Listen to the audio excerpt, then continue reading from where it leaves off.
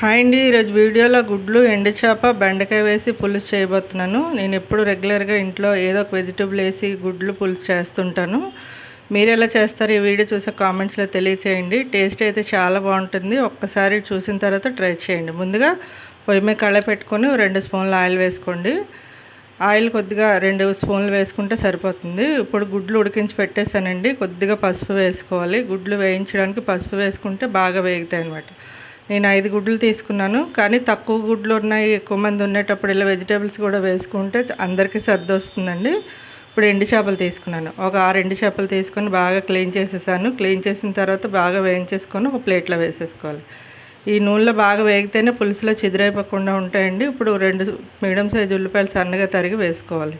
Next పచ్చిమిర్చి ఒక 3 ఇలా తుంచి వేసుకోండి. నేను కట్ చేయడం మర్చిపోయాను. ఇలా తుంచి వేసుకుంటే సరిపోతుంది. ఇప్పుడు కొద్ది బాగా వేగనివ్వాలి. కొద్దిగా కరివేపాకు కూడా వేసి బాగా వేగనివ్వండి. బాగా వేగితేనే మంచి టేస్ట్ అనేది వస్తుంది పులుసు. నేను రెగ్యులర్గా మా ఇంట్లో ఇదే ఎక్కువగా చేస్తూ ఉంటానన్నమాట. మాకైతే చాలా ఇష్టం. ఇప్పుడు కొద్దిగా కరివేపాకు కూడా వేసేసుకొని బాగా వేయించుకున్న తర్వాత ఇప్పుడు వేగిపోయి చిన్న సైజు టమాటోలు 2 తీసుకున్నాను. బాగా పండిన టమాటోలు అవి వేసేసుకోవాలి. బాగా పండితేనే పులుసుకి టేస్ట్ బాగుంటుందండి. బాగా పండిన టమాటాలు వేసుకోండి. పులుసు కూడా చిక్కగా వస్తుందన్నమాట. చాలామంది అల్లం వెల్లుల్లి పేస్ట్, ధనియాల పొడి, జీలకర్ర పొడి ఇవన్నీ వేసేస్తూ ఉంటారు కదా, అలా ఏమీ వేయకూడదండి. ఇలా చేసుకుంటేనే టేస్ట్ బాగుంటుంది. ఇప్పుడు 4 లేత బెండకాయలు తీసుకొని అవి కూడా వేసేసాను. అవి కూడా వేసి తర్వాత బాగా వేయించుకొని ఇప్పుడు గుడ్లు, ఎండు చేప వేయించి పెట్టుకున్నాం కదా, అవి వేసేసుకోవాలి.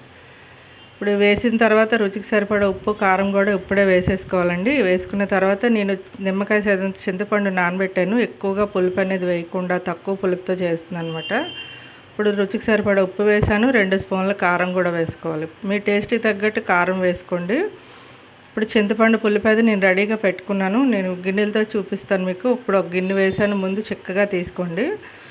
నెక్స్ట్ ఇంకో కప్పు కూడా వేసుకోండి. మన పులుపుకి తగ్గట్టు ఎక్కువ మంది ఉంటే కొంచెం ఎక్కువ వేసుకోవచ్చు కదా. ఇప్పుడు 2 కప్పుల పులుపుకి 1 కప్పు వాటర్ వేసుకోండి. చిక్కగా ఉండాలి అనుకుంటే మీరు 2 కప్పులతోనే చేసుకోవచ్చు. నేనైతే కొద్దిగా పులుపు తక్కువగానే చేస్తానండి. పులుపు అనేది చిన్న నిమ్మకాయ సైజంత వేసాను అంతే, ఎక్కువ వేయలేదు. ఇప్పుడు పులుసు బాగా మరగనివ్వాలి.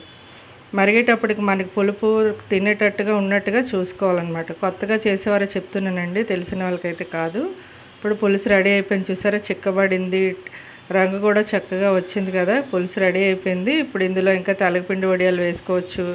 మినప వడియాలు మన కర్రీ చేశాను కదా, అవి వేసుకోవచ్చు. వంకాయ వేసుకోవచ్చు. చాలా రకాలుగా చేసుకోవచ్చు అండి. పులుసు రెడీ అయిపోయింది. నేను బౌల్లో వేసి చూపిస్తాను. వీడియో నచ్చితే లైక్ చేయండి, షేర్ చేయండి. Thank you for watching.